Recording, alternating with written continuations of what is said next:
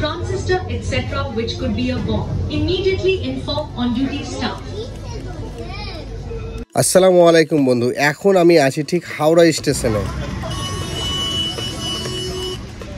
আর আজকে আমি হাওড়া থেকে মেট্রো করে 30 টাকা ভাড়ার বিনিময়ে মাত্র 40 মিনিটে পৌঁছাবো নিউ টাউন ইকো পার্কে।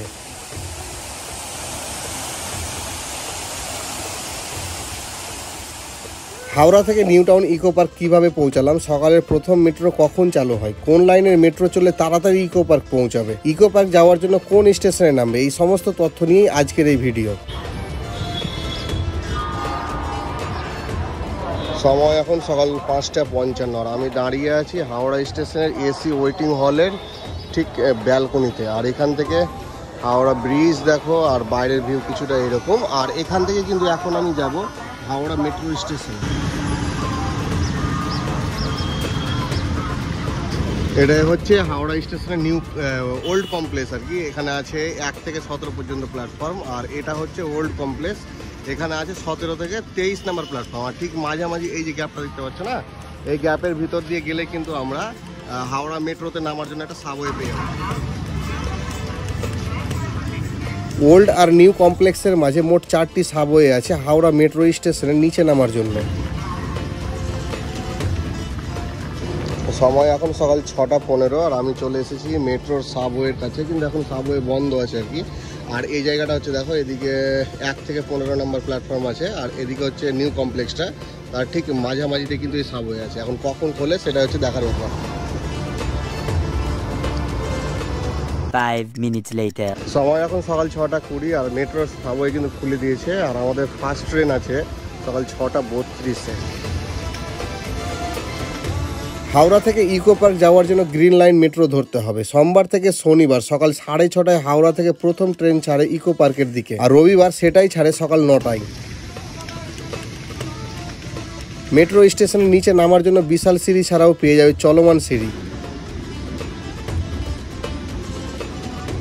আর নিচে নেমে প্রথমে 30 টাকা করে দুজনে 60 টাকা দিয়ে দুটো টিকিট নিয়ে নিলাম। হাওড়া মেট্রো স্টেশনের গভীরতা প্রায় 112 ফুট। চলো আরও অনেকটা নিচে আমাদের যেতে হবে। প্ল্যাটফর্মে আসতে না আসতে আমাদের ট্রেন এসে হাজির, তাতে চড়েই এবার চলো eco park. Briefcase, bag, thermos, রেডিওর মতো সন্দেহজনক বস্তু পড়ে থাকতে দেখলে তা ছুঁবেন না, এগুলি বোমা হতে পারে। হাওড়া মেট্রো স্টেশন থেকে সল্টলেক সেক্টর 5 মেট্রো স্টেশনের দূরত্ব 19 কিলোমিটার। মাঝে স্টেশন আছে 9টা, দেখাচ্ছে সময় লাগবে 34 মিনিট। আমরা জার্নি করব কিছুটা মাটির নিচে আর কিছুটা মাটির উপরে। চলো বাস্তবে কতক্ষণ সময় লাগে সেটাই দেখা যাক। Unattended object like briefcase, bag, thermos, transistor, etc., which could be a bomb. যাত্রাপথে মেট্রো দেওয়ালে দেখতে হবে আমরা কোন কোন স্টেশন অতিক্রম করে সল্টলেক সেক্টর 5 মেট্রো স্টেশনে পৌঁছাচ্ছি। Immediately inform on-duty staff.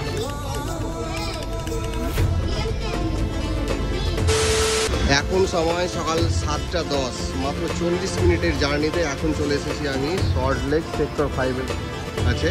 এবার এখান থেকে একটা গাড়ি ধরেই কিন্তু আমাকে ইকো পার্কের দিকে রওনা দিতে হবে। সল্টলেক সেক্টর 5 মেট্রো স্টেশন থেকে ইকো পার্কের দূরত্ব প্রায় 9.5 কিলোমিটার। সময় লাগবে 20 থেকে 25 মিনিট মতো। কি ওই দেখো, হ্যাঁ হ্যাঁ, আমরা এখন প্রথমে যাব যাত্রাগাছি, মানে সেখানে একটা হোটেল নেব, তারপরে ওখানে ফ্রেশ হয়ে তারপরে ইকো পার্ক যাব। তো এখানে দেখো অটো স্ট্যান্ড আছে, এই অটো স্ট্যান্ডে অটোর জন্য কথা বলতে গেলাম, সেক্ষেত্রে বলছে রিজার্ভে যেতে হবে, 200 টাকা করে লাগবে। আমি ডিসিশন নিলাম যে ক্যাব বুক করবো, কারণ ক্যাবে দেখাচ্ছে 142 টাকা। আর এখানে কোথায় যে বাস পাওয়া যায় সেটা কিন্তু আমি খুঁজে পেলামই না আর কি। যাই হোক, চলো ক্যাব বুক করে নিয়েছি অলরেডি, ক্যাব আসছে, 142 টাকা নেবে বলছে। 10 minutes later. মিনিট 10-এর অপেক্ষায় আমাদের ক্যাব চলে আসে, আর তাতে করেই চলো এবার পৌঁছে যায় আমাদের নির্ধারিত বাসস্থানে।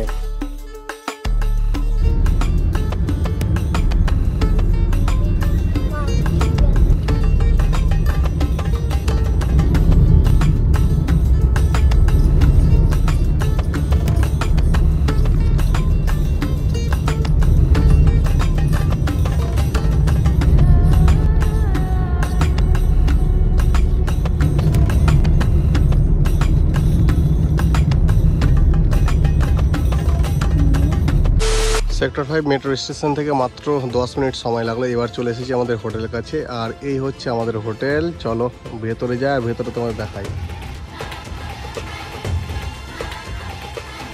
মেন গেট দিয়ে ঢুকে প্রথমেই দেখতে পাবে reception area. 5 minutes later. Minute 5 official formalities হয়ে গেল। চলো এবার থার্ড ফ্লোরে যেতে হবে, সেখানেই রুম নিয়েছি। আর উপরে যাওয়ার জন্য লিফট কিংবা সিঁড়ি দুটোই আছে।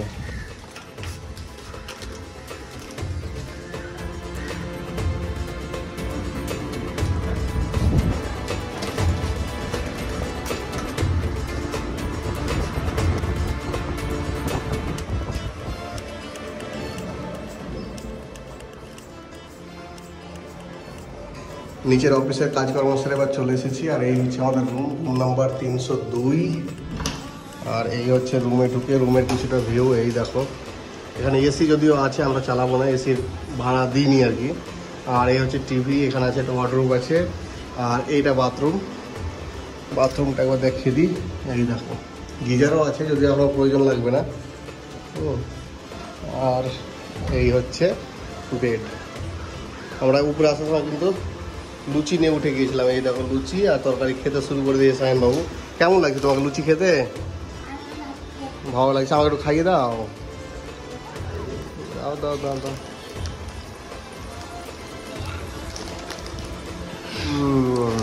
আর এদিকে কিন্তু আমাদের ব্যালকনিও আছে। চলো তোমাদের ব্যালকনিটা দেখাবো। এই রুম থেকে বেরিয়ে কিন্তু ব্যালকনি, এই দেখো বেশ বড়ই আছে ব্যালকনি। এখানে একটা চেয়ার দেওয়া আছে, আর এখানে বসে কিন্তু খুব সুন্দর ভিউ উপভোগ করতে পারবে তোমরা বাইরের। এই দেখো জায়গাটা কিন্তু দারুণ। আর আজকে ওয়েদারটাও খুব একটা গরম নেই, বেশ ভালোই লাগবে ঘুরতে। চলো এখন আমরা কিন্তু সকালে ব্রেকফাস্টটা কমপ্লিট করব, তারপরে আমাদেরকে ইকো পার্কের দিকে যেতে হবে। 3 hours later. সময় এখন বিকেল 4:06। অনেক রেস্ট না হলো। চলো এবার এখান থেকে বেরিয়ে আমি কিন্তু যাব ইকো পার্কে। তাড়াতাড়ি ঢুকো, ব্যাস।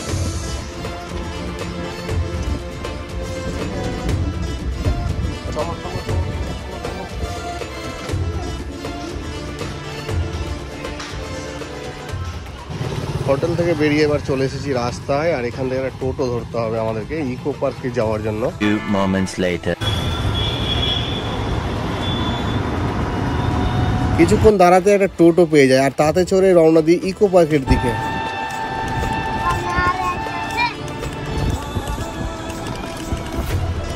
আমরা যেহেতু ইকো পার্কের 7 ওয়ান্ডার্স দেখবো, তাই 4 নাম্বার গেটে গেলে আমাদের সুবিধা হবে। আর হোটেল থেকে ইকো পার্কের 4 নাম্বার গেটের দূরত্ব হচ্ছে প্রায় 7 কিলোমিটার। গুগল ম্যাপ বলছে 10 মিনিট সময় লাগবে। চলো বাস্তবে টোটোতে যেতে কতক্ষণ সময় লাগে দেখি।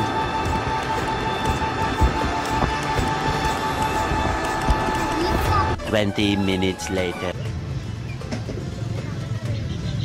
ইকো পার্কের 4 নাম্বার গেটে যাওয়ার কথা থাকলেও টোটোওয়ালার সঙ্গে কিছুটা ভুল বোঝাবুঝির জন্য আমরা 3 নাম্বার গেটেই নেমে গিয়েছিলাম।